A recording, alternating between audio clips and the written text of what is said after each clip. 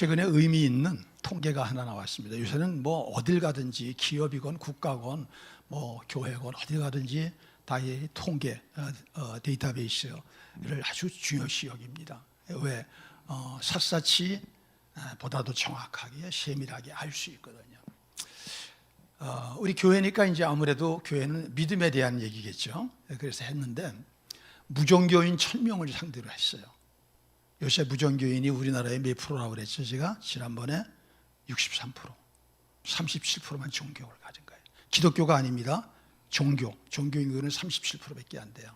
그런데 세계에서 제일 높답니다. 무종교인이 이렇게 이제 확산되는 그 속도하고 프로테이지가 제일 높은데, 무종교인 1000명을 상대로 통계를 냈는데 그 무종교인 중에서 36%, 7% 정도는 나는 종교는 없지만, 난 신이 없다고 생각하지만 그럼에도 불구하고 영혼은 있다라고 생각을 했대요.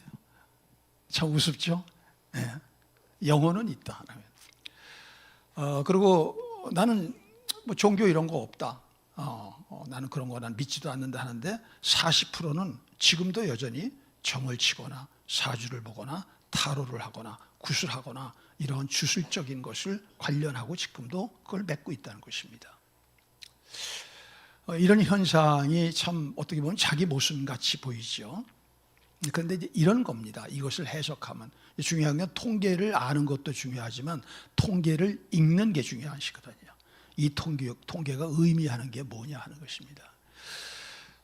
선진국에서는 서구나 미국 같은 데서는 벌써 오래전, 벌써 10여 년 전, 20년부터 SBNR이라고 하는 것이 유행했습니다. 이건 이제 영어의 약자인데, S는 spiritual, B는 but, N은 not, 그 다음에 R은 religious. 종교적이거나 어떤 그런 것은 아니지만 영적인 사람들이 점점 늘어나서 교회라고 하는, 절이라고 하는, 어떤 성당이라고 하는 그런 카테고리 틀은 벗어나고 그건 안 나가고 바깥에서, 그러나 나는 영적인 사람이다. 나는 그럼에도 불구하고 영혼이 있기 때문에 나는 그런 것에 대한 관심을 가지고 나는 지금도 살고 있다. 이렇게 생각하는 사람들이 그렇게 많아진다는 것입니다. 이것이 의미하는 바는 뭐냐 하면은, 옛날처럼 우리는 들이대고 교회 나오세요, 뭐 그래야 천국 갑니다, 이런 식으로 해가지고는 아무도 붙여주질 않아요. 우리는 사람들을 만날 때 이 사람의 이중성이 있다는 거, 내 개인주의적인 이런 내 사람으로서는 틀에 얽매이거나 규율에 얽매이거나 계율에 얽매이는 건 싫은 겁니다. 내 마음대로 자유롭게 하는 것입니다. 누가 뭐래도 천상천하 유아독존이니까, 내가 왕이니까 누구나 다 지금 그렇게 생각합니다. 하지만 우리는 원숭이에서 나온 물질적인 존재가 아니라 우리는 하나님의 형상을 따라 창조됐죠. 그렇기 때문에 이 영적인 것이 우리 안에 없어지지 않는 겁니다. 그래서 이것을 잘 이해하고 이런 것들을 기도하고 이런 것들을 알고 비신자들과 접촉하는 사람들에게 구원의 열매를 맺을 그런 확률이 높은 것이죠. 우리 교회가 그렇게 되길 바랍니다. 드립다 교회만 다니고 무조건 교회 나오라고 그러면 앞으로는 점점 고립됩니다. 우리가 고립되고 뒤에서 옆에 사람들이 참 이 사람들은 답답하고 그냥 아주 자기들밖에 모르고 독선적이다, 이런 오해를 받게 됩니다. 우리는 다 그들을 위해서 하는 거 아니에요? 그래서 우리 마지막 때는 지혜로운 성도, 지혜로운 교회가 돼야 됩니다. 그래야 가족도 구원하고 일터에서도 친구들도 다 구원하게 되는 것이죠. 그런데 오늘 이 본문에 보니까 사도 바울이 고린도 교회를 향하여서 뭐라고 그러냐, 내가 좀 그 영적인 거에 대해서, 신령한 것에 대해서, 더 나아가서는 영적으로 하나님이 우리에게 주시는 선물에 대해서 오늘 좀 설교하고 싶다고 말하고 있습니다. 1절 읽어봅시다. 1절 시작. 형제들아, 신령한 것에 대하여 나는 너희가 알지 못하기를 원하지 아니하노니. 굉장히 복잡하죠. 단순하게 너희들이 알기를 원한다는 게 아니라 알지 못하기를 원하지 아니한다는 거, 이중부정어는 강하게 강세형으로 주는 것입니다. 그 무슨 말이에요? 꼭 알아야 된다는 것이죠. 우리 양문교회 성도들이 꼭 알아야 될 거. 이걸 지금 하나님이 말씀하시는 겁니다. 그러니까 그 이전에는 교회를 다녀도 좀 대충대충 이렇게 들었다고 치면 오늘 이 설교는 꼭 하셔야 됩니다. 꼭 하셔야 되는 거예요. 그래서 귀를 잘 기울이고 들으십시오. 바울 사도가 얘기하는 건 이런 것입니다. 우리가 예수 그리스도를 정말 믿는다면 우리 안에 누군가 거하신다는 겁니다. 우리가 그분의 집이 됐다는 겁니다. 그분이 누굴까요? 그렇죠. 물론 하나님 예수님이지만 실제로 우리 안에 거하시는 분은 성령님이시죠. 영으로 와 가신 것입니다. 지난주 설교가 뭐죠? 또 다른 보혜사가 우리와 계신다는 거예요. 그럼 이 성령이 이 안에 거하시는 사람에게는 반드시 그 성령이 나타나는 일이 있다는 것입니다. 그렇게 사시나요? 그렇게 신앙생활 하시나요? 지난 6일 동안도 나타났었나요? 이게 있다는 겁니다. 어떤 사람은 있고 어떤 사람은 없는 게 아니라 모든 성령이 내주하는 사람은 그게 있다는 겁니다. 왜 그럴까요? 요새 젊은 사람들 보세요. 요새 젊은 사람들은 자기가 어떤 사람이고 뭘 좋아하고 뭐를 자기가 추구하고 자기의 가치관은 뭐고 이런 거를 숨깁니까? 옛날 세대처럼 아니면 그걸 드러냅니까? 어느 조직에 가서도 대기업에 가서도 막 해요. 그래가지고 그런 것 때문에 때로는 그 안에서 어떤 갈등도 일어나고 충돌도 일어나. 그 양보 안 합니다.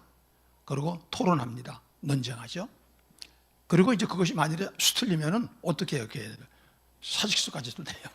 그래서 아주 그냥 부장님들, 이사님들이 막 두려워하는 게 그거거든요. 왜? 이거 토론하면은 이길 수가 있어요, 없어요? 얘네들은 어려서부터 토론을 배운 애들이에요. 여러분하고 저는 토론을 배웠어요, 안 배웠어요? 그냥 모르지 않아요. 그냥 우리는 권위로 살았지 않아요. 젊은 이러면서 이제 입 다물라고 그러고. 근데 그런 시대가 아니라는 것입니다. 자기를 드러내서 자기가 누군가를 나타내는 시대. 우리 안에 성령님이 항상 그러시는 건 아니야. 그러나 어떤 상황에서, 어떤 타이밍에서 내가 이렇게 있다. 내가 하나님이다.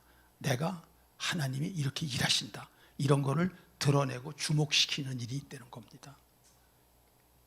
그런 것이 있기에 신앙생활 하셨나요? 하셔야 됩니다. 그냥 무턱대고 의미 없이 교회 다니지 마세요. 그거는 너무나도 억울한 겁니다. 억울방통한 겁니다. 땅을 치고 가슴 치고 후회하게 될 것입니다. 그런 식으로 교회 다니는 사람은. 그것을 오늘 본문에서는 뭐라고 그러느냐? 은사라고 합니다. 우리 4절 읽어봅시다. 시작. 은사는 여러 가지나 성령은 같고. 그래서 7절에 한번 봅시다. 각 사람에게 성령을 나타내시면 유익하게 하려 합니다. 정리가 딱 돼 있잖아요. 이 안에 성령이 나타내심. 여러분이 성령이 여러분 안에 거하신다면 여러분에게는 성령이 나타나실 수밖에 없는 거고 나타나셨겠고, 그러나 그것이 없다면은 좀 고개를 갸우뚱하고 왜 그럴까? 내가 뭐가 부족한 사람일까? 내가 다를까? 왜 그럴까? 이런 의문을 가지셔야 됩니다. 이런 의문을 안 갖고 그냥 설교를 의미 없이 들으시면은 그 설교는 여러분하고 아무 상관이 없이 그냥 소음으로 끝나는 겁니다. 그래서 설교는 여러분에게 이렇게 듣으면서도 부딪혀야 되고 약간 거북해야 돼요.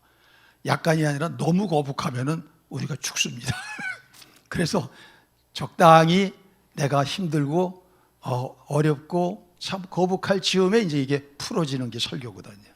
그게 그렇게 됐을 때 이제 얼굴이 펴지고 기쁨이 생기고 그다음에 평안이 생기고 힘이 생기는 거죠. 이게 신앙생활입니다. 그래서 세상을 이기는 것이죠. 세상을 이기는 것이죠.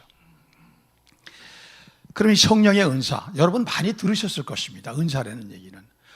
만일에 오늘 저녁 어떤 강사님이 오셔서 오늘 은사 집회합니다. 그러면 쫑깃하고 관심 갖고 평소 안 나오던 사람도 나오던가요, 안 나오던가요? 옛날엔 그랬어요. 요새는 안 나와. 많이 속았거든. 그 요새는 안 나옵니다. 부흥회도 안 나옵니다. 집회도 안 나옵니다. 요새는. 그 옛날에는 많이 나왔잖아요. 그래가지고 이 부흥회를 그냥 꼭 절기마다 하고, 예를 들어서 연초에 하고, 또 그 다음에 뭐 이제 부활절 그 사순절 기간에도 하고, 여름 수련회 때도 또 하고, 또 추석 때도 하고, 또 연말에도 하고, 이런 식으로 부흥회를 많이 했단 말이에요. 은사라는 것에 대해서 성도들은 관심을 사실 많이 갖습니다. 은사는 은혜의 선물이라는 뜻입니다. 근데 어떤 은혜의 선물이냐? 하나님이 예수 믿는 사람들에게 은혜의 선물을 주시는데, 그 은혜의 선물이 우리 안에 성령으로 거하셨다가 이분이 나타나시는 겁니다. 이게 은사입니다. 오늘 본문에는 9가지 은사가 있어요. 9가지 은사. 조금 이따가 이제 은사에 대해서 자세히 조금 설명을 제가 하고 넘어가겠지만, 그러나 사실 은사는 오늘 본문에만 있지 않습니다. 은사는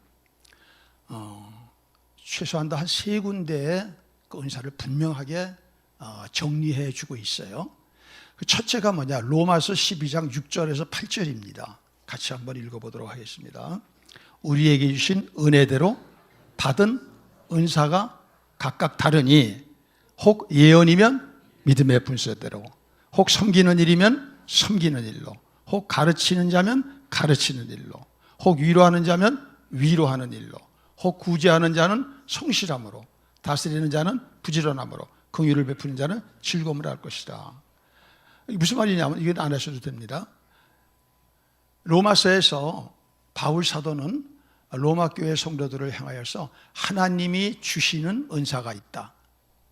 그 은사는 때로는 가르치기도 하고, 때로는 위로하기도 하고, 때로는 남을 불쌍히 여겨서, 긍휼히 여겨서 그를 갖다가 감싸해주고 그가 아픈 상처를 치료해주기도 하고, 때로는 리더십을 발휘해서 교회를 끌고 가기도 하고, 이런 그 여러 가지 은사가 있다는 것입니다. 이것을 사역의 은사라고 부르는 것입니다. 사역이라는 건 뭐냐? 우리 교회에서 보통 봉사 그러죠. 그게 사역입니다. 봉사. 두 번째로는 에베소서 4장 11절 12절에 사도 바울은 에베소 교회를 향하여서 이런 은사가 있다고 합니다. 그가 어떤 사람은 사도로, 어떤 사람은 선지자로, 어떤 사람은 복음 전하는 자로, 어떤 사람은 이런 은사가 요거 조금 있다가, 아직 이런 요것을 예수님이 주시는 직분의 은사라고 합니다.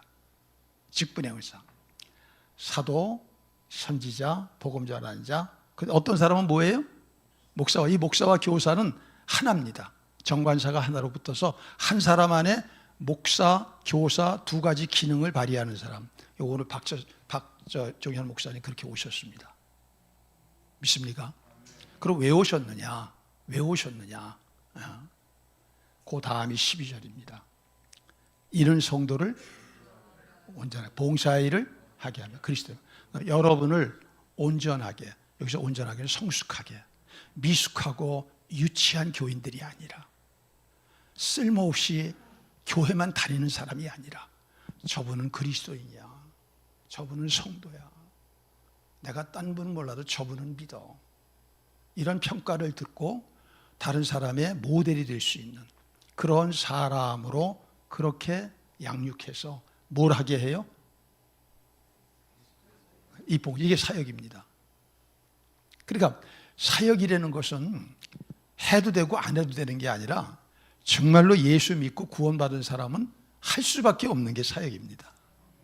혹시 여러분 중에 아직 이게 봉사나 사역을 못 하시고 계신 분이 계시면은 딴 것 때문에 그런 것이 아니에요. 이제 오늘 설교를 듣다 보면 이제 이해가 되게 돼 있어요. 자, 그래가지고 결국 뭐를 세우느냐? 그리스도의 몸을 세운다. 그리스도의 몸이 교회죠. 그러니까 교회 세우러 오신 겁니다. 근데 교회를 세우려면은 여러분 한 분 한 분을 온전하게 해야 돼요, 안 해야 돼요? 그럼 여러분 목사님하고 사모님하고 개별적으로 시간 가져야 돼요, 안 가져야 돼요? 그래야 되는 겁니다. 그리고 그분의 가르침과 지도를 따라야 돼요, 안 따라야 돼요? 따라야 되는 것입니다. 그렇게 하면 여러분이 그런 사람이 되는 겁니다. 은사를 받고 그 은사를 사용해서 교회를 세우는 목사님과 사모님의 동역자가 되고, 이것이 예수 진짜 멋지게 믿는 사람들의 모습입니다. 그거가 안 하면 교회는 수십 년이 돼도 유치한 교회, 적비린내 나는 교회, 참 교회라고 하기가 어려운 교회, 그런 교회로서 별 기능을 발휘하지 못하고 자존감도 없고 세상 나가서 떳떳하게 나는 양문교회 다닙니다 이런 소리도 못하는 거예요. 그냥 가서. 이번에는 우리 교회가 분명히 그렇게 될 줄로 믿습니다. 여러분 오래 참으시고 이 안에서 기도하시고 인내하시고 1인 3역, 1인 5역 막 이러면서 견뎌오셨잖아요. 이게 이번이 때가 돼서 꽃피는 겁니다. 꽃피는 거예요. 여러분 사람이라는 건 그런 겁니다. 사람이라는 건 자기 역할이 있는 거예요. 역할이. 어떤 사람은 씨를 뿌렸어. 어떤 사람은 물을 줬어. 어떤 사람은 김을 맸어. 교회도 그렇게 세우는 것입니다. 이번에 3대 목사님은 여기는 이제 교회가 세워져서 교회가 팍 하고 한번 흥하고 일어나고 퍼지는 역사가 반드시 일어날 겁니다. 그런데 거기에 여러분이 팔짱 끼고 있으면 돼야 안 돼요? 안 됩니다. 지금 같은 때에 여러분이 이 하나님이 이루어 가시는 이 흐름이 있어요. 이걸 스피리추얼 웨이브라고 하는 건데 영적인 파도입니다. 이거를 놓치면은 영원을 후회하게 됩니다. 이게 아무 때나 있는 게 아닙니다. 사람이 만들어내는 게 아니에요. 하나님이 일으키시는 겁니다. 서퍼는 뭘 기다려요? 바닷가에 해안가에 있는 서퍼는 끼고서 가만히 있어요. 왜 그래요? 웨이브가 일어날 때, 파도가 일어날 때 기다리다가 오면은 뛰어가가지고서 그걸 타고 쫙 나르는 거 아닙니까? 우리도 쨍 하고 빛날 날 양문교회 온 겁니다. 믿습니까? 예, 그렇게 되는 거예요. 그래서 기도하고서 뉴질랜드에서 끌려오셨다고 사모님이 고백하시잖아요. 다른 데로 다 가실 뻔했는데 알래스카로 가실 뻔하고, 나 그 알래스카로 가는 교회 어떤 교회인가 했더니 그 교회가 목사님 내가 아는 목사님이야. 알래스카에서 그래도 아마 제일 교회다운 교회 중에 하나일 거예요. 거기가. 예. 그리 가실 뻔했는데 일이 끌려온 겁니다. 여러분들 다 기도하시고 우리 앞으로도 우리가 끌려가지 말고 끌어오는 교회 됩시다. 믿습니까? 예. 자, 그런데 이렇게 두 가지의 이런 은사가 두 군데가 있지만 오늘 또 하나 우리 고린도전서 오늘 본문에서 있는 은사는 그 은사와는 조금 다릅니다. 어떤 얘기는 역동적인 은사예요. 다이나믹한 것. 다이나믹 기프트입니다. 다이나믹이 뭡니까? 그냥 막 살아있는 것 같이, 그래가지고 막 움직이는 것 같이 그렇게 한다는 것이죠. 하나님께서는 때로 성령을 통하여 그렇게 일하셔가지고 무관심한 사람들을 집중하게 해가지고 거기에 모여서 하나님의 역사를 보며 와, 정말 하나님 살아계시구나. 와, 교회가 이런 것이로구나. 와, 나에게도 이런 것이 있었구나. 이러면서 이제까지와는 전혀 컬러가 다른 그런 신앙생활을 하고 그런 교회로서 세상 속에 나가게 하는 겁니다. 여러분이 한 번도 그동안 신앙생활 하시면서 능력전도라고 하는 말은 못 들어보셨을 겁니다. 능력전도라는 게 뭐냐? 이게 바로 이런 역동적인 은사가 일어나야지 되는 겁니다. 교회 안에도 부흥이 일어나야 갑자기 교회가 분위기가 달라지고 교회가 팍 점프합니다. 교회는 이렇게 계단으로 점프하는 게 아니에요. 계단은 차면은 탁 점프시키고 또 준비시켜서 탁 점프시키고 그러고 이상해지면 탁 떨어뜨려 가지고 막 여기서 또 헤매고, 이걸 다 누가 하시느냐? 하나님이 하시는 겁니다. 성령이 하는 거예요. 그래서 우리 양문교회는 지금 이 웨이브를 지금 이제 타기 시작한 겁니다. 서퍼가 주의해야 될 것은 여기서 미끄러지지 말아야 됩니다. 그것만 하나 잘하면 됩니다. 왜? 미끄러지는 사람에게는 수치야. 자기만 수치야. 미끄러지는 사람에게는. 그러나 끝까지 그걸 타는 사람에게는, 보세요, 우리가 가끔 그 영화에서 보지만 떼지어서 사람들이 쫙쫙 막 그렇게 하지 않습니까? 그 바다를 막 누비잖아요. 그런 스타가 되는 겁니다. 할렐루야. 그럼 오늘 여기 은사는 어떤 건가? 9가지를 얘기했는데 이걸 조금 알기 쉽게 분류를 해봤습니다. 제가 성령은 하나의 에너지가 파워가 아닙니다. 성령은 하나님의 영이십니다. 그래서 그분은 인격을 가지셨습니다. 여러분도 인격을 가졌죠? 인격은 뭡니까? 첫째, 지성. 두 번째, 감정. 세 번째, 의지죠. 그래서 지정의죠. 이 중에서 세 가지를 다 갖추면은 균형적인 사람이라고 그러는 것이고, 한 가지, 두 가지만 있으면은 좀 사람이 치우쳤어. 그런 거 아닙니까? 지적이긴 해. 뭐 하는 것도 많고, 막 말도 많이 하고 그러는데, 문제는 사람이 뱀 같아. 그럼 뭐가 없는 거예요? 지는 있는데 정이 없는 거 아닙니까? 툭하면 눈물을 흘려. 툭하면 눈물을 흘리고 막 하고 이러 하는데, 의지가 없어가지고 10년이 돼도 생활 습관 하나 못 바뀌어. 이런 사람은 뭐라고 그래요? 의지력 박약이란 말이에요. 그래서 사람은 지성, 감성, 의지 이 세 가지가 균형이 잡힐수록 더 온전하고 멋진 삶을 사시는 겁니다.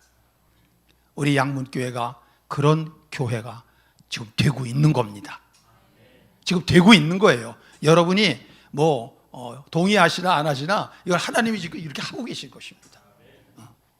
그러니까 이제까지 이붕호 목사님을 세우셨어요. 또 제가 와서 이제 이 목사님과 더불어서 또 여기서 이제 8년째, 7년 몇 개월 또 지금 사역을 해요. 그리고 이제 우리 박 목사님이 오신 거예요. 그 역할이 다 다른 겁니다. 근데 문제는 교회가 세워지는 겁니다. 그렇게 이붕호 목사님도 그 교회를 세우려고 했지만 거기까지 안 되고, 그래서 이제 하나님의 응답을 받고 딴 데 가시잖아요. 여러분, 우리 지난주에 말입니다. 1대 담임 목사님 이붕호 목사님, 2대 담임 목사 고용수 목사, 3대 담임 목사 우리 박종현 목사님 다 같이 모여서 밥 먹고 4시간도 넘게 얘기했습니다. 그런 교회 가봤어요? 여러분 다니신 교회 가봤어요? 그런 교회 되던가요 이게? 여러분, 교회라고 똑같은 교회가 아니고 목사라고 똑같은 목사 아닙니다. 앞으로 잘 하십시오. 미끄러지지 마십시오. 절대 미끄러지지 마세요. 그러면 마지막에 그날 우리는 너무나도 멋진 삶을, 면류관도 받고 금생의 약속도 이루어지는, 이게 말이 아니라 실제 우리의 삶에 체험하게 되는 겁니다. 체험하게 돼요. 그래서 이것을 그렇게 이제 지정의로 분류하면은, 첫째, 지혜, 지식, 영분별이라고 하는 은사 세 가지입니다.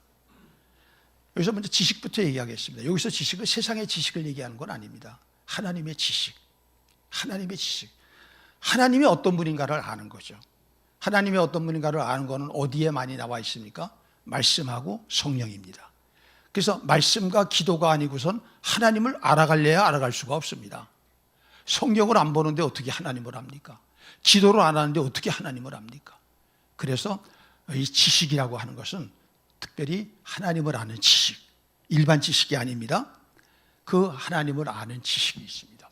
문제는 이 지식이 우리의 삶에서 쓰여져야 됩니다. 그냥 지식은 갖고 있어, 다. 집에 가도 책이 많어. 그런데 그냥 책만 많은 거야. 책값만 많이 지불했어. 그거를 내 삶에서, 내 가정에서, 내 일터에서, 내가 사업하는 데서, 내 관계하는 데서, 내 꿈을 펼쳐나가는 데서, 내 자식과의 관계에서, 이런 것에서 전혀 그런 것이 영향이 없어. 그러면 그거는 있으나 마나한 겁니다. 그건 죽은 지식입니다. 이 지식의 말씀을, 이 지식을 잘 활용해서 어떠한 우리의 삶에서 그 문제를 해결하고 이루어 나가고 세워 나가는 것, 그게 지혜입니다. 그래서 우리가 기도할 때 꼭 지혜를 대해서 기도해야 돼요, 안 해야 돼요? 얼마나 지혜가 중요하냐? 야고보 사도가 그러잖아요. 야고보 사도는 기도 대장입니다. 너희 중에 지혜가 부족하거든 맨날 부족하다고 그러지 말고 후히 주시고 꾸짖지 아니하시는 하나님께 구하라. 그리하면 주시리니. 예. 구하면 주십니다. 우리를 가장 사랑하시는 분이니까. 구약의 잠언서는 뭡니까? 31장의 주제가 뭐예요? 지혜예요. 여러분이 잠언서를요 1년에 한 번만 읽었으면 지금 내가 이거 거짓말 안 보태고입니다. 지금 여러분의 최소한도 3배 이상의 삶을 살고 있을 것입니다. 그 중에서 더 열심히 있는 분은 10배 이상 삶을 살 것입니다. 그게 지혜에 관한 책이니까. 그래서 이 31장이기 때문에 하루에 한 장씩 읽고 30일이 있는 날은 2장 읽고 하면은 1년에 몇 번 읽어요? 12번 읽잖아요. 한 달에 한 번이면. 다른 성경은 지만 잠언 한 장씩. 사람이 지혜로워지는 거예요. 저는 제가 완전히 철저하게 깨지고 실패한 사람이었어요. 조속거리, 조롱거리, 모든 사람이 버려내친 사람. 그게 나이 33살 때. 그렇게 한 7년, 10년 사는 것 같아요. 조속거리, 밟히고, 말 한마디 못하고, 전화도 오는 것도 없고, 찾는 것도 없고, 차 먹자는 사람도 없고. 그런데 그때 저를 찾아주신 분이 하나님이시고, 성령님이시고, 그리고 이상하게 성경이 계속 읽고 싶어. 성경은 우리 집에서 내가 부모님들 읽는 걸 못 봤어요. 할머님은 권사님이고 어머님은 집사님이고 할아버지는 신학대학 나오셨는데도 성경 읽는 거 한 번도 못 봤어요. 예. 텔레비는 보시는데 그때 조금 살아가지고 텔레비 있었거든요. 그런데 저는 계속 성경을 봐요. 특히 잠언서를 보면서 그냥 내가 내 여기 허벅지를 치면서 이러니까 내가 망했지, 이러니까 부도났지, 이러니까 내가 다 깨졌지, 이러니까 사람한테 다 그냥 내가 당하고서 조롱꼴이 됐지. 그런 글이 다 있는 거예요. 왜? 지혜서니까. 여러분 중에 지금 삶이 답답하십니까? 오늘부터 당장 가서 지혜서인 잠언 읽으십시오. 그리고 지혜를 하나님께 구하십시오. 그리고 3년 있다가 저 만나십시오. 다른 사람도 있을 거예요. 고고를 안 해요, 게을러서. 그리고 믿질 않아요. 그래서 인생을 의미 없이 수십 년 다니는 겁니다. 그런데 계속 문제가 앞으로는 더 심해집니다. 왜? 환난기거든요. 이제는 문제투성이가 됐을 거예요. 특별한 1%, 2%의 상충류 말고는 다 문제 속에 지금 함몰되거나 사육당하는 존재로 그런 시대가 지금 흘러들어가고 있는 겁니다. 그런 시대 속에서 우리가 지혜를 갖춘다는 건 굉장히 중요한 것입니다. 그 은사가 우리 안에서 성령을 통하여 나타나게 된다는 것입니다. 지금 그게 안 나타나서 그러는 거예요, 여러분. 문제는 그거 아니에요. 안 나타나서. 영분별이라는 건 뭐냐 하면 가짜 진짜를 가리는 겁니다. 특별히 영적으로 봐서 이게 사탄이냐 마귀냐. 여러분, 우리는 목사고 장로고 집사고 권사면은 다 하나님 쪽 말만 하고 하나님 쪽 가치만 갖고 하나님 쪽으로 살아갈 것 같죠? 안 그래요. 저부터도 어떤 때 방심하면은 사탄 쪽으로 끌립니다. 속아서. 아차, 또 속았구나. 우리 중에 누구도 그렇지 않은 사람이 없어요. 그런데 영분별의 은사를 받으면은 그런 것들에 대해서 재빠르게 분별을 합니다. 확실하게 분별을 합니다. 그리고 이거는 잘못된 거다. 이건 속이는 영이로구나.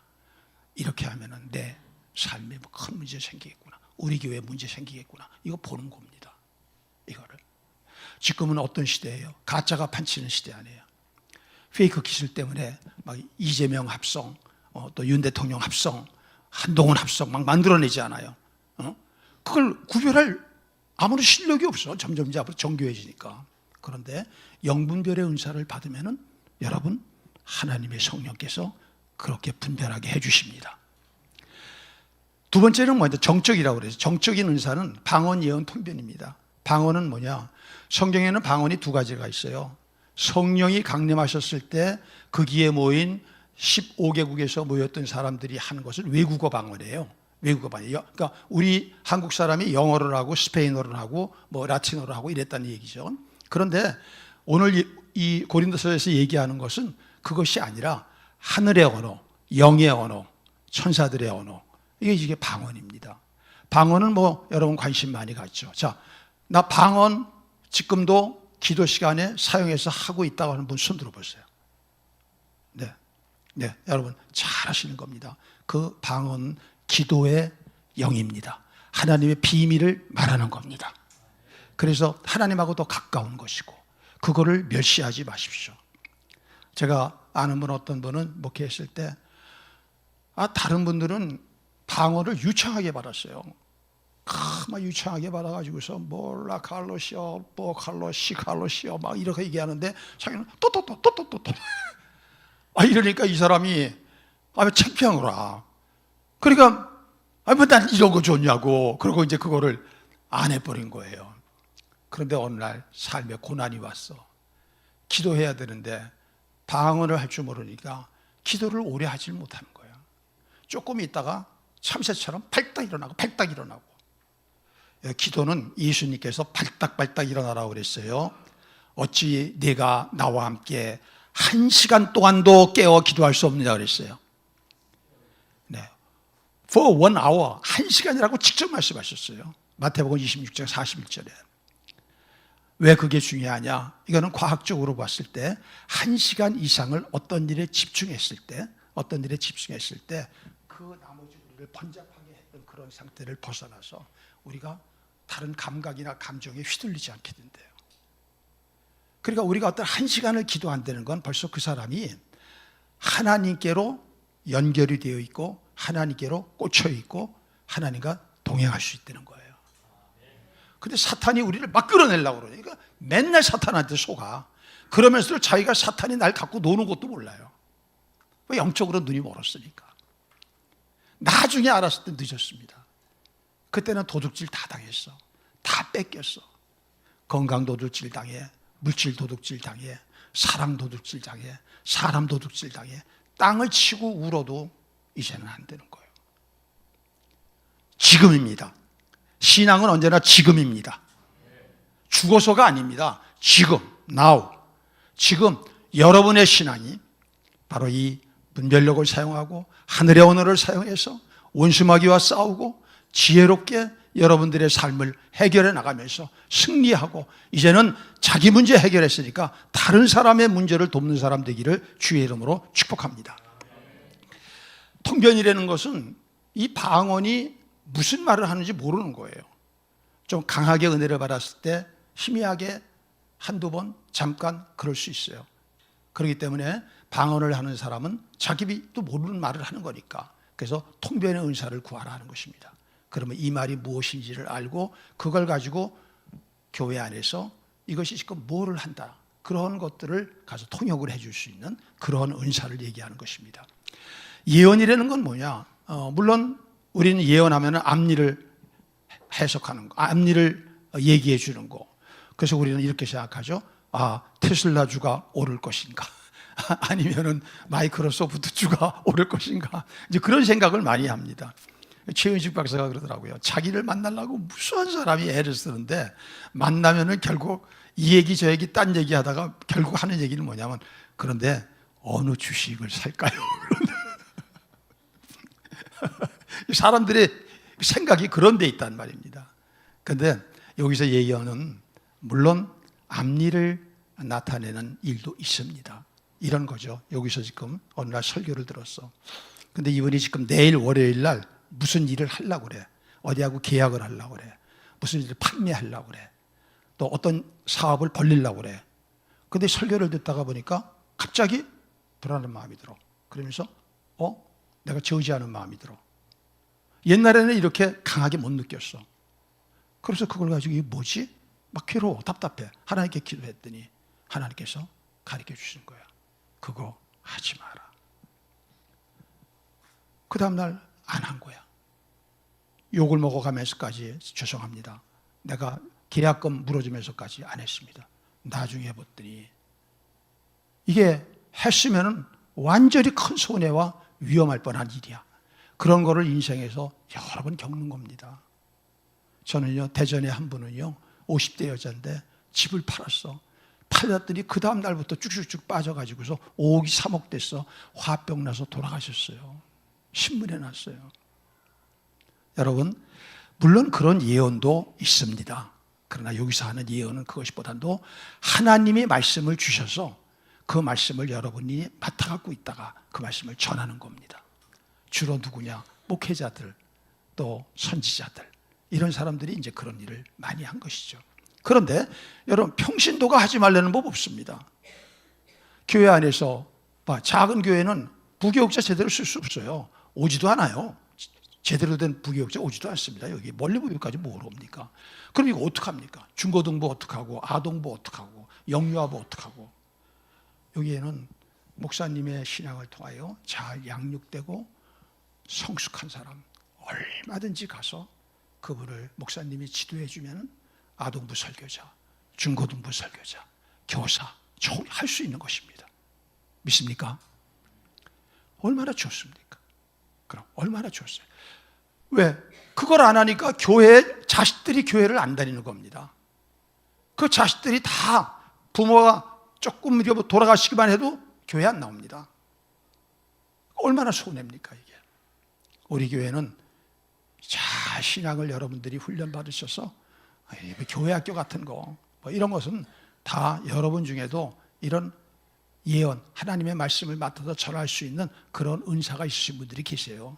저도 평신도로 쭉 있었거든요. 그러다가 이제 어느 날 하나님께서 이제 그렇게 일을 하게 하셨는데, 그러다가 보니까 차차차 설교할 기회가 생기는 거예요. 고등부에서 생기고 전도회에서 생기고 다 교육자만이 아니라, 그러다 보니까 오늘날 이렇게 목회자가 된 거예요.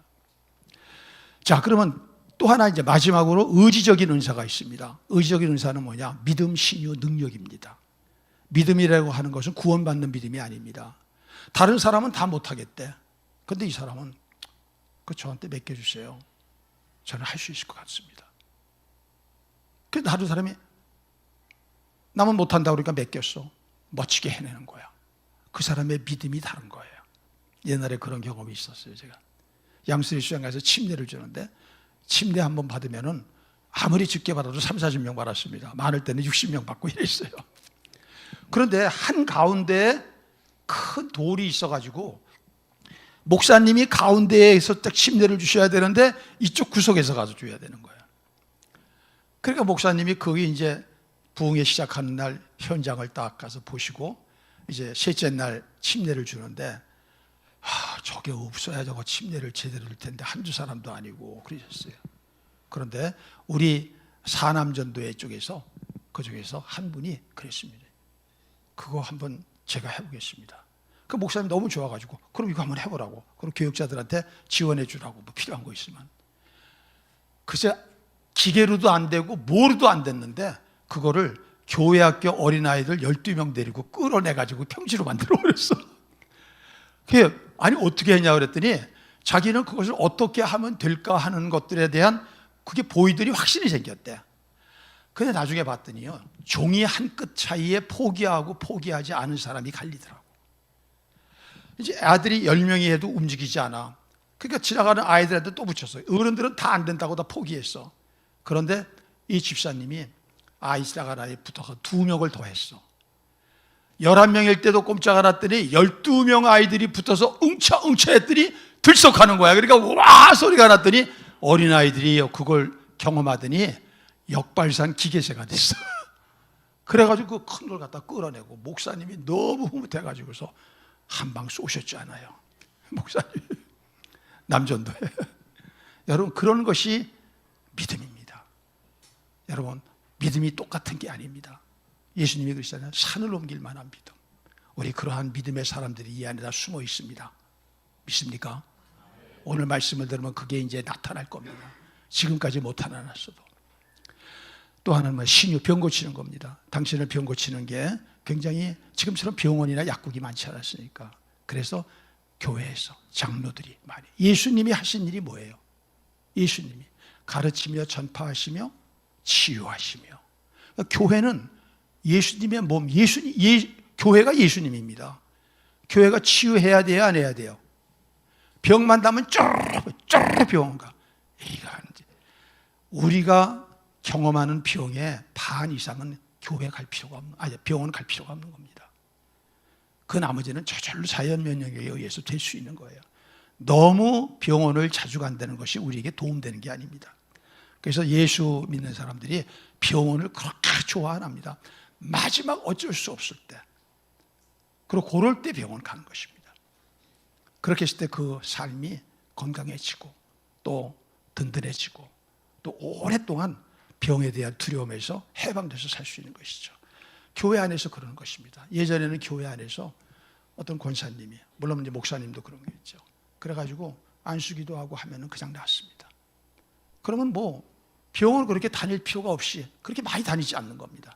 또 병원에서 난치병이라고 하는 것도 낫게 됩니다. 요새는 어떤 병이 많이 낫느냐 하면은 요새는 정신적인 겁니다.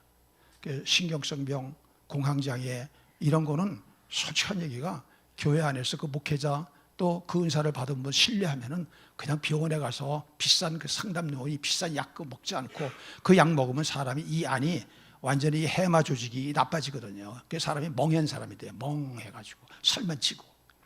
그래서 그렇게 해서 건강한 삶을 정신적으로도 살 수 있습니다. 그래서 이런 것들이 있다는 것입니다. 능력은 아마 여기서는 이제 많은 성경학자들은 귀신을 쫓는 것을 얘기하고 있죠. 축사, 축사요. 저도 축사를 몇 번 했습니다. 축사를 하는 것입니다. 귀신 쫓아내요. 그러면 금방 평안이 들어오는 겁니다. 귀신이 실제합니다. 귀신은 더럽습니다. 아주 더럽고 아주 교활하고 얼마나 거짓말을 잘하는지 몰라요.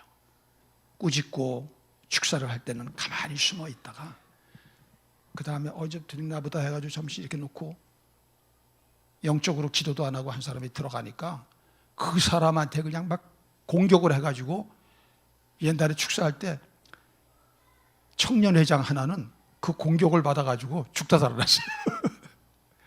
그러니까 교회는 영적인 그런 교회가 돼야 앞으로 세상 속에 나가서 승리할 수 있는 것입니다. 믿습니까?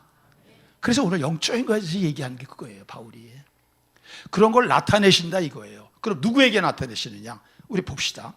어떤 특별한 목사한테나? 아니에요. 7절 보세요. 누구에게? 각 사람에게 성령을 나타내시면 유익하게 하십니다. 11절. 이 모든 일은 같다는 성령이 행하사 그의 뜻대로 누구에게? 각 사람에게. 교회 안에 모든 사람인데 이 모든 사람은 단 조건이 하나 있어요. 예수를 주시라고 하는 사람. 따라해봅시다. 예수를 주시라 하는 사람에게는 성령이 나타나신다. 왜? 예수를 주시라고 하는 사람만 성령이 그 안에 거하시는 거예요. 그럼 여기서 이제 한 가지 중요한 게 있습니다. 보통 예수님을 주님 주님 하죠. 주님 주님 합니다. 그런데 저도 옛날에 주님 주님에서 다 속았어요. 목회 처음 할 때.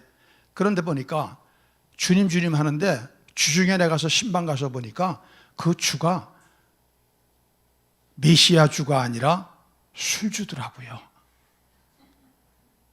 가서 그걸 교회 사람들하고 같이 술을 먹으면서 그게 주님이야. 여기서 주님이라는 거는 그런 뜻이 아니라 이 주라고 하는 단어는 그 당시 로마 황제하고 특히 네로 황제에 대해서 문서에 많이 써 있다고 그래요. 그런 사람은 생사를 주관하는 사람이야. 죽이는 거 살리고. 예수님을 그 퀴리어스, 주라고 그렇게 불렀다는 것입니다. 그러니까 이런 말로만 이렇게 나불나불대는 그것이 주님이 아닙니다. 그것이 신앙이 아닙니다. 이제부터는 그분이 내 안에 나의 왕이기 때문에 그분이 가라 하면 가는 겁니다. 서라 하면 서는 겁니다. 싫어도 있으라고 그러면 있는 겁니다. 좋아도 가라고 그러면 가는 겁니다. 버리라고 그러면 버리는 겁니다. 이걸 취하라고 그러면 취하는 겁니다. 그게 주인 아닙니까? 여러분의 주인은 누구십니까? 누구시냐고요, 여러분 주인. 이게 분명히 이런 사람에게 성령이 거하신다. 이게 구원입니다, 여러분. 이걸 성령의 내주라고 하는 거예요.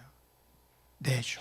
성령은 외주도 할 수 있습니다. 바깥에서 우리를 잠시 붙었다가 방언도 하게 할 수 있고, 뜨겁게 경험도 할 수 있고, 무슨 백합화 같은 향기가 날 수도 있고, 그런 것이 성령이 임하는 건 아닙니다. 성령이 터치한 거죠. 중요한 건 뭐냐? 성령이 우리 안에 성령의 전을 삼아서 거하시는 것. 바울이 그러잖아요. 너희가 하나님의 성전인 것과 하나님의 성령이 너희 안에 거하시는 것을, 거하신다는 걸 산다 하는 얘기입니다. 알지 못하느냐? 알지 못하느냐? 이 문제를 해결 안 하면 여러분은 반드시 지옥에 가 있을 겁니다. 믿습니까? 이번 성령 대망절기에 이 문제 해결합시다. 여러분이 아무리 가고 싶어도 가고 싶다고 가는 곳이 아니에요, 천국이. 그럼 이렇게 된 사람에게 이 성령이 어느 때 어느 상황에서 특별한 나타내심을 한다는 것입니다. 그게 지혜, 지식, 영분별, 방언, 예언, 통변, 믿음, 신유, 능력 이러한 것들이지만 꼭 이것만은 아니에요. 더 많은 것들을 보면 찾아보면 있어요, 이 성경에도. 그럼 이걸 왜 그러느냐? 유익하게 한다고 그랬어요. 그럼 유익하게 한다는 게 뭘 유익하게 하는 것입니까? 여러분의 유익은 뭡니까? 건강해지면 유익이죠. 지갑이 두꺼워지면 유익이죠? 집값 오르면 유익이죠? 그런 유익을 얘기할 걸까요? 아닙니다. 이거는 이 개역개정이나 개역한글이 번역이 조금 불완전해요. 그래서 다른 성경에서는, 영어 성경이나 다른 모든 성경에서는 다 이걸 공동체 유익, 성도들 서로 간의 유익, 이렇게 얘기했습니다. 교회의 유익. 왜 이렇게 할까요? 왜 이렇게? 우리는 이렇게 얘기하면 벌써 관심이 없어져요. 왜 그러냐? 지독한 에고이스트들이거든요. 개인주의자들.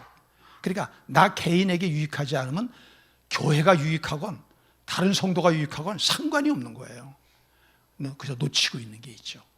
우리는 예수 믿고 구원받은 순간 지체로 존재합니까? 몸으로 존재합니까? 그것 때문에 그렇습니다. 이걸 잊어버리는 겁니다. 이걸 놓치는 겁니다. 그러니까 계속 나 혼자 개인주의적으로 살면서 나는 교회 열심히 다니니까, 빠지지 않으니까 천국 간다고 생각합니다. 관계없습니다. 자, 이 손가락이요. 손가락이 지금 고용수 손가락이 여기 붙어 있습니다. 이 손목에, 그렇죠? 근데 이게 어느 날 이게 뛰어가지고서 나 혼자 가겠다고 그랬습니다. 이거 한 달 있다 가보면 이게 살아있을까요? 이러면 완전히 썩어 문드러졌을까요? 죽었어요. 그래서 우리는 그리스도의 몸이라는 것은 서로 유기적 관계를 맺고 연결을 해가지고 같이 사는 겁니다. 이게 교회입니다. 이게 교회예요. 근데 지금 이것이 다 무너지는 거예요. 코로나 이후에 더 다 무너지는 겁니다. 그런데 우리 교회는 무너지고 있나요? 오히려 더 결속되나요? 그렇기 때문에 지금 우리는 이미 비상하는 쪽으로 들어섰다고 제가 진단하는 겁니다. 교회들에서 지금 밥 매주 하는 교회들 많지 않아요? 우리 지방에 안에서도. 그런데 지금 그렇게 하지 않습니까? 그런데 그 밥을 하기 위해서 얼마나 많은 분들이 애쓰시고 수고하시고 정말 정성껏 만들어 와요. 뭐 되는 대로 냉장고에 남아있는 거 갖고 오는 분들 없어요. 다 어떤 반찬 한 가지를 해도 정말 잘해서 갖고 오려고. 그러니까 우리가 얼마나 맛있고 푸짐하게 먹습니까? 이게 공동체 유익 아닙니까? 그 공동체 유익하면은 이 지체인 손이 나빠집니까? 오히려 거기서 영양분이 가고 막 수혈이 돼가지고 더 좋아집니까? 더 좋아지는 거죠. 이게 교회입니다, 여러분. 교회는 이렇게 돼서 그 교회가 강하게 되는 거예요. 성령의 나타나심이 없는 교회는 비리비리 비실이 교회 되는 겁니다. 존재도 못하는 겁니다.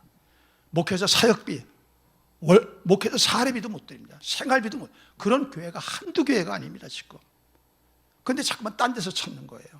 그럼 가서 이중직을 하면 되면 목회를 하게 되고, 뭐 이렇게 하면 되지. 밭농사지고 양봉지고 그렇게 또 살아야 되겠죠. 그러나 어느 시점에서는 그거 포기하고 이제는 뭐하냐? 이런 교회 세워야 되는 거죠. 이런 교회 세우셔야 되는 것입니다. 이런 교회 하나. 우리 교회가 강한 교회 되기를 바랍니다. 작지만 강한 교회 되기를 바랍니다. 강화되는 건 딴 게 아니야. 성령의 역사가 강한 거예요. 성령의 나타나심이 강한 거예요. 이럴 때 사람들이 쫙 하나님께로 집중하는 겁니다. 그리고 그 사람들이 이제는 죄 짓던 걸 끊습니다.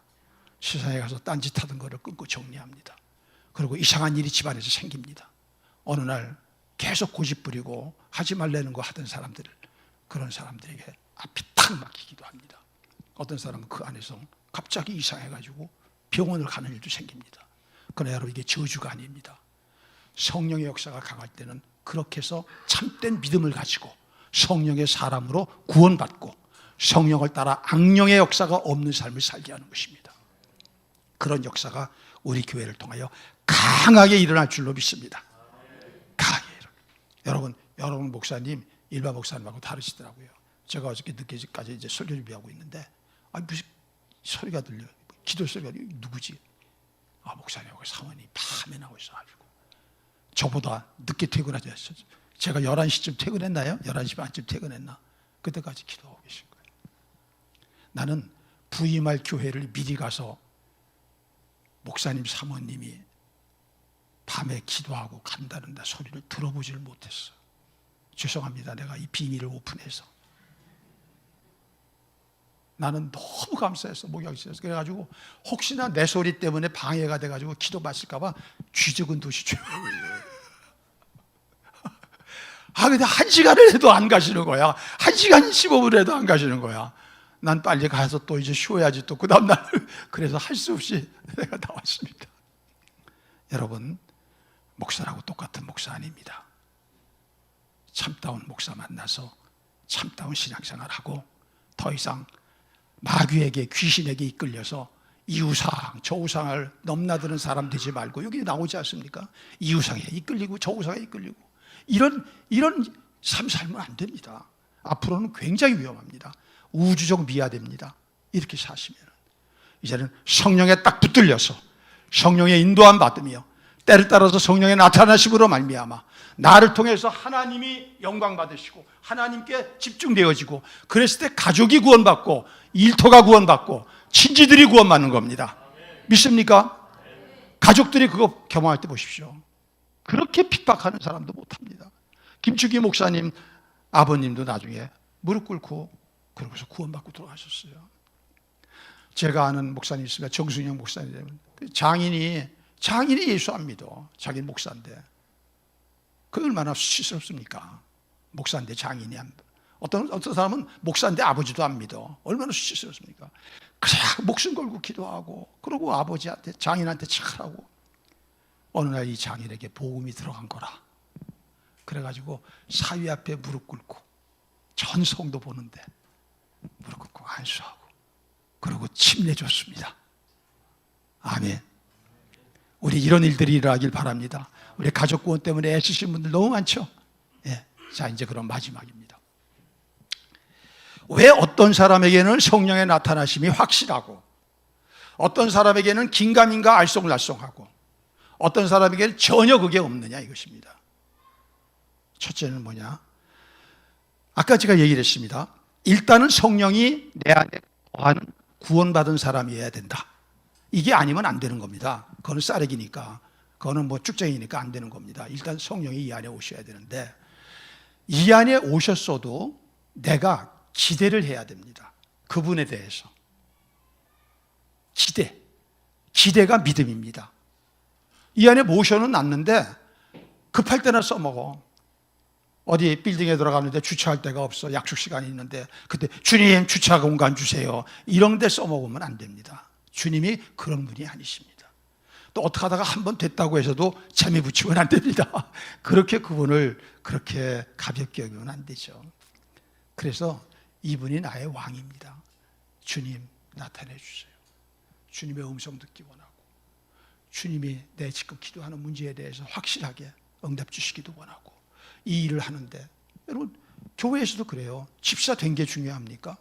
집사 일을 잘해야 상을 받지 않아요. 그렇죠? 집사가 상 받는 게 아닙니다. 집사 일을 잘하는 자에게 상을 주신다고 그랬어요. 예. 목회도 마찬가지입니다. 목회자 된 게 중요한 게 아닙니다. 목회를 주님 뜻대로 잘해야 바울처럼 면류관 받는 거 아닙니까? 우리는. 그래서 여러분 교사 하나를 해도, 우리가 가서 리더를 해도 이런 마음을 가지고 하셔야죠. 기대를 갖고 성령 나타내 주세요. 내 힘으로 우리 목장에 한 사람도 변화시킬 수 없어요. 그래서 어떻게든지 성령으로 하려고 애를 쓰셔야 됩니다. 성령으로. 근데 이렇게 안 되면은 죽어라고 해보십시오. 제자 하나 생기나? 안 생깁니다. 목사들이 다 제자 세우고 싶어서 애를 쓰지만 제자 세우는 목사 많지 않습니다. 그렇게 힘든 겁니다. 사람이 어떻게 사람을 변화시키십니까? 창조하신 하나님만이 변화시킬 수 있는 겁니다. 이게 성령의 나타나심으로 되는 것입니다. 성령의 나타나심으로. 두 번째는 뭐냐 하면은 공동체의 유익이라는 걸 잊어버리지 마십시오. 여러분의 삶이 예수 오래 믿어도 시시한 삶을 만들어. 내 삶을 예수 믿어도 이렇게 시시하냐? 그런다면 틀림없이 이것 때문에 그럽니다. 공동체 우선으로 살지 않는 거예요. 그걸 유익이라는 거를 내 유익으로 생각하니까 이런 성령의 나타나심의 은사는 관심이 없는 거예요. 그런데 주님께서는 뭐예요? 관심이. 교회가 세워짐으로 몸이 든든해져서 지체가 덕을 봐야죠. 순서가 그렇게 돼야 되잖아요. 이 원리를 깨트려 버리니까 안 되는 겁니다. 이 원리를 깨트려 버리니까. 여러분 보세요. 우리가 손이 골맞어. 그러면 손에다가 약을 바르기도 하지만 손에다가 먹는 약을 먹입니까? 막 집어넣습니까? 어떻게 해요? 여기다 집어넣죠. 이 안에 들어가서 어떻게 해요? 전적으로 퍼지는 거 아닙니까? 그러므로 지체가 낫고 지체가 건강해지지 않습니까? 몸으로 사는 것에 대해서 여러분들 묵상하시면서 내가 삶을 몸으로 사는지 개인주의로 사는지, 이거를 분별해 보십시오. 이것만 분별해도 확 달라집니다. 내 삶이 확 달라집니다. 마지막 세 번째는, 이거는 제 말이 아니라 빌리그리암 목사입니다. 수도꼭지를 잠궈 놓고 있답니다. 우리가 오늘 아침에 세수하고 오셨죠? 샤워하고 오셨죠? 수도꼭지 잠궈 놓고 샤워하고 오신 분 손 들어보세요. 수도꼭지를 다 여셨죠? 우리가 그런다는 거예요. 우리 안에 성령을 모시고 있어도 성령이 나타나시려고 그러면 이걸 갖다가 자꾸 억제한다는 거예요. 억제. 어떤 때는 그럴 때가 오는 거예요. 막 가서 저분 위해서 고통당하고 있는데 안수해주고 싶은 마음이 있는 거야. 근데 이러는 거예요. 금방 그렇게 했다가 네가 건방지다 그러고 네가 막 그냥 그러다가 안 하면은 너만 쪽팔린다 이러는 거예요. 이 홍주에서는 쪽팔리는 게 무슨 말인지 아시죠? 절대 쪽팔리는 일 안 하시잖아요. 그런데 예수 믿으면 쪽팔릴 줄 아셔야 돼. 누구를 위한 쪽팔림이에요? 누구를 위해? 예수님 위해서. 그래서 어떤 날 성령님이 자꾸만 이렇게 어떤 그런 감동을 강하게 주실 때 그걸 순종해 보는 거예요. 순종. 만일에 그렇게 했는데 만일에 분별이 안 됐다고 칩시다. 그러면 금방 알 거 아니에요. 이게 올바른 인도함이 아니었구나. 그런데 그렇게 했을 때 막 눈물 흘리고 그분이 고마워하고, 그런데 이제는 막 몸이 많이 가벼워졌어요. 그 다음 주에부터 밝아. 이런 거로구나. 자기 스스로 공부하는 겁니다. 이것이 신앙생활이 성장해 나가는 모습입니다.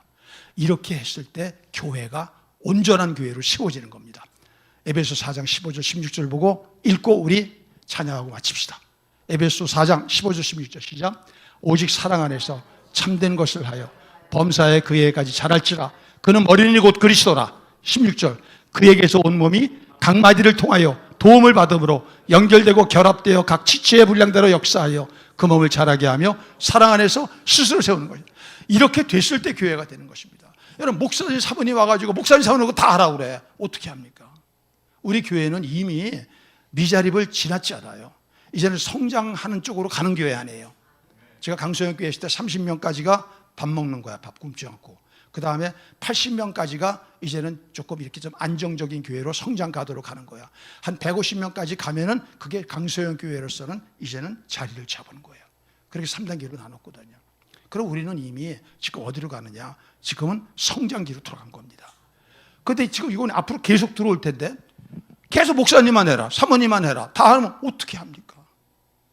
그렇다고 뭐 부교육자를 뭐 번듯하게 모실 수 있습니까? 그것도 안 되는데. 그러니까 지금 어떻게 해야 되느냐? 바로 여러분 안에 성령의 나타나심이 일어나야 됩니다.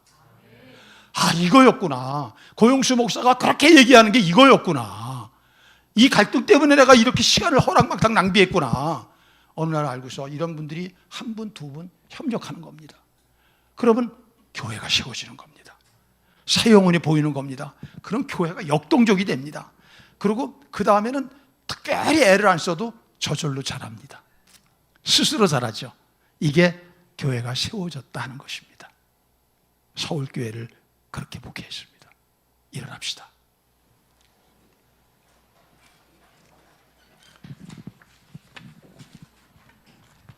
자, 우리 찬양 부르고 우리 마치도록 합시다.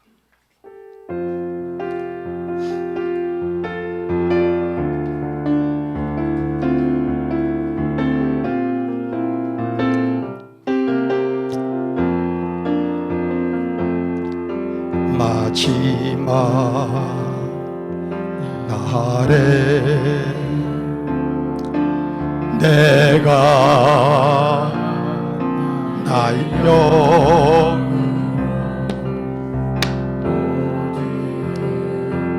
백성에게 부어 주리라. 자녀들은 예언할 것이요 청년들은 환상을 보고 아비들은 꿈을 꾸리라. 주의 영이 임하면 자녀들은 예언할 것이요 청년들은 환상을 보고 아비들은 꿈을 꾸리라. 주의 영이 임하면 성령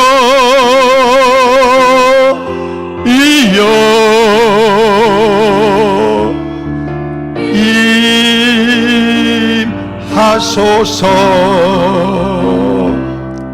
성령이여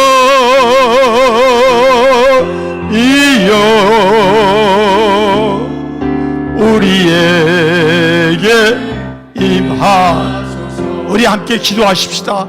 여러분, 오늘서부터는 우리 달라집시다. 옛날 거 다 버려버립시다. 구질구질한 거 벗어버립시다. 세수는 세부대. 이제는 박 목사님 부임하셨으니까 박 목사님을 중심으로 이제는 내가 세술이 되겠습니다. 세술을 마시고 이제는 새롭게 살겠습니다. 하나님, 흐지부지 교회가 아니라, 피시리 교회가 아니라, 피시리 성도가 아니라 강한 성도 되겠습니다. 강한 교회 세우겠습니다. 교회만 들어오면 사람이 변화되어서 가정의 문제가 해결되고 경제 문제 해결되고, 하나님 사회에 나가서도 당당하게 내가 그리스도인이라고 가슴 피고 자존감 있게 살아갈 수 있는 그런 삶 살기를 원합니다. 주의 이름 부르고 기도합니다. 주여, 하나님, 다르게 살기를 원합니다. 변화되어 살기를 원합니다. 성령의 나타나심으로 살기를 원합니다. 하나님, 우리 귀한 목사님 보내주셨습니다. 귀한 사모님 보내주셨습니다. 목사님 사모님에게 성령으로 기름 부어 주옵소서. 충만하게 하여 주시옵소서. 이제는 성도들이 목사님 사모를 중심으로 하나 되어지게 하시고 가족 가치를 가지고 나아갈 수 있도록 인도하여 주옵소서. 의미 없이 교회에 시시껄렁한 거 내가 이익 보려고 다니지 말게 하여 주시고, 본질적인 유익, 공동체의 유익, 하나님 나라의 유익, 그래서 내 삶이 전혀 차원이 다른 삶을 살아가게 하여 주옵소서. 믿습니다. 하나님의 하시죠. 믿습니다. 도와주시옵소서. 만군의 여호와 하나님, 오늘 주께서 우리에게 말씀하셨습니다. 성령의 나타나심이 없이는 아무도 주의 뜻대로 살 수가 없고 능력 있는 삶을 살 수가 없으며, 고린도 교회 같은 안타까운 모습에 처하게 됨을 오늘 우리가 깨닫고, 우리 양문교회에 주신 이 새로운 기회를 잘 활용할 수 있는 우리가 되기를 원합니다. 오랫동안 기도하던 목사님 사모님 부임하셨으니까 이제 오늘 이 시간부터는 목사님과 사모님을 같이 연합하여서 중심으로 목회를 새롭게 시작하게 하여 주옵시고, 이것이 하나님의 온전한 교회, 성숙한 교회, 하나님께 영광을 돌리는 교회 세워서 땅끝까지 주의 복음 증거하고 주님 맡게 하여 주옵소서. 귀한 예물 주님 드립니다. 하나님, 물질적으로도 연약한 교회가 되지 말게 하시고 하나님께 인정받는 청지기들이 되어서 땅끝까지 주의 복음을 전하는 데 쓰여질 수 있는 그런 교회가 되게 하여 주옵소서. 지금은 예수 그리스도의 은혜와 하나님 아버지의 극진하신 사랑과 보혜사 성령님의 구원하시고 역사하시고 나타나셔서 교회를 세워 땅끝까지 하나님 나라 확장하게 함으로 무수한 영혼을 구원하며 다시 오실 주님 앞에 서게 하시는 성령님의 역사가, 주님, 나는 성령의 나타나심 오늘서부터 그런 사람으로 살아가길 원하오니 주여 마음껏 나타내 주시옵소서. 순종하겠습니다. 이렇게 고백하는 살아가는 주의 백성들 위해 지금부터 영원토록 함께 하시기를 간절히 축원하옵나이다. 아멘.